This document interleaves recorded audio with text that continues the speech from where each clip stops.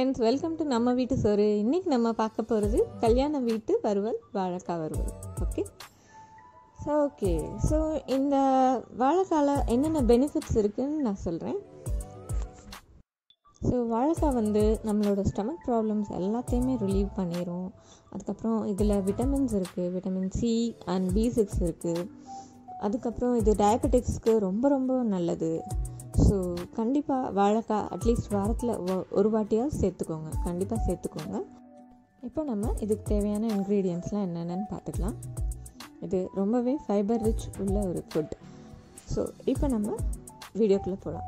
Okay, ஒரு pan எடுத்துக்கோங்க. அதில் ஷாலோ ஃப்ரை பண்ணுற அளவுக்கு எண்ணெய் ஊற்றிக்கோங்க. ஜஸ்ட் ஷாலோ ஃப்ரை தான். ஓகே, இப்போ நம்ம வாழைக்காய் எல்லாம் போட்டுட்டு ரொம்ப லைட்டாக ஃப்ரை பண்ணிக்கோங்க. ரொம்ப டீப்பாக ஃப்ரை பண்ணிடாதீங்க, சும்மா பாதி தான் ஃப்ரை ஆகிருக்கணும், அந்த மாதிரி பார்த்துக்கோங்க.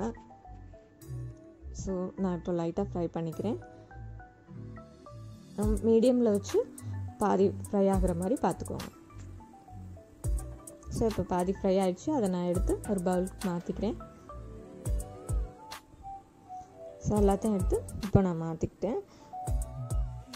ஸோ இந்த தேங்காய் மசாலா என்னென்ன தேவைன்றதை நான் முன்னாடி இன்க்ரீடியன்ட்ஸில் போட்டிருக்கேன். இப்போ அதை நம்ம நல்லா அரைச்சி எடுத்துக்கலாம்.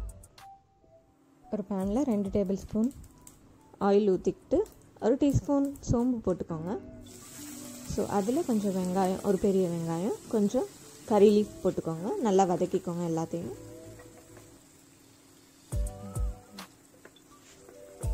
ஸோ நல்லா லைட் ப்ரௌன் ஆகிற வரைக்கும் நல்லா வதக்கிக்கோங்க. ஆனியன் நல்லா சாஃப்ட் ஆகணும், நல்லா வெந்திருக்கணும் பார்த்துக்கோங்க. ஸோ இதோட 2 டீஸ்பூன் மிளகாத்தூள், 1 டீஸ்பூன் மல்லித்தூள், 1/2 டீஸ்பூன் கரம் மசாலா போட்டிருக்கேன், ஒரு 1/4 டீஸ்பூன் கொஞ்சம் மஞ்சத்தூள் போட்டிருக்கேன். அவ்வளோதான். அதையும் சேர்த்து இப்போ நல்லா வதக்கிக்கோங்க. இப்போ அந்த தேங்காய் மசாலாவை இதில் போட்டு மிக்ஸ் பண்ணிக்கலாம். ஊற்றிட்டு நல்லா அதையும் சேர்த்து நல்லா வதக்கிக்கோங்க. ஸோ நல்லா ட்ரை ஆகிற மாதிரி, கொஞ்சம் நல்லா ட்ரை ஆகணும் பார்த்துக்கோங்க. அதுக்கப்புறமா இப்போ இந்த பாதியாக குக் பண்ணி வச்சுருக்க வாழைக்காவை நம்ம போட்டுக்கலாம். ஸோ அதையும் சேர்த்து நல்லா வதக்கிக்கோங்க.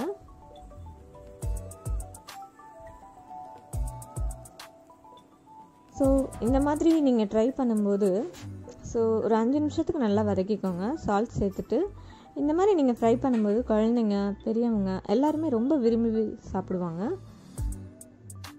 ஸோ கண்டிப்பாக எல்லாருமே ட்ரை பண்ணி பாருங்கள். இந்த டிஷ் எல்லாருக்குமே ரொம்ப பிடிக்கும்.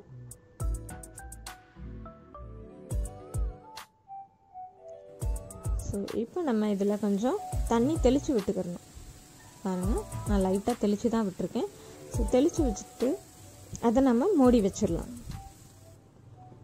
ஒரு 5லேருந்து 10 நிமிஷம் குக் ஆகட்டும் நல்லா.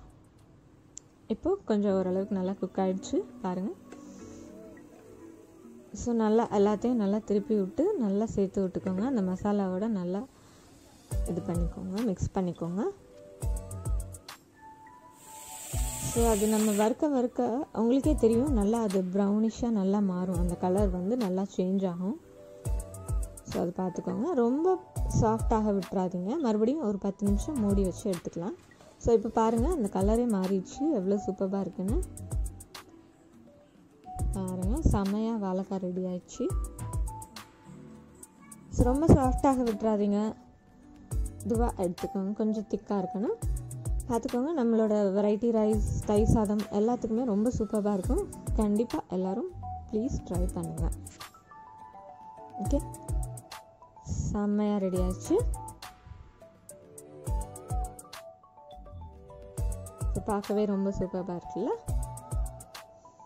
ஸோ நம்ம சேனலை சப்ஸ்கிரைப் பண்ணாதவங்க மறக்காமல் சப்ஸ்கிரைப் பண்ணுங்கள், லைக் பண்ணுங்கள், ஷேர் பண்ணுங்கள், பெல் ஐக்கான் கிளிக் பண்ணிக்கோங்க. தேங்க்யூ.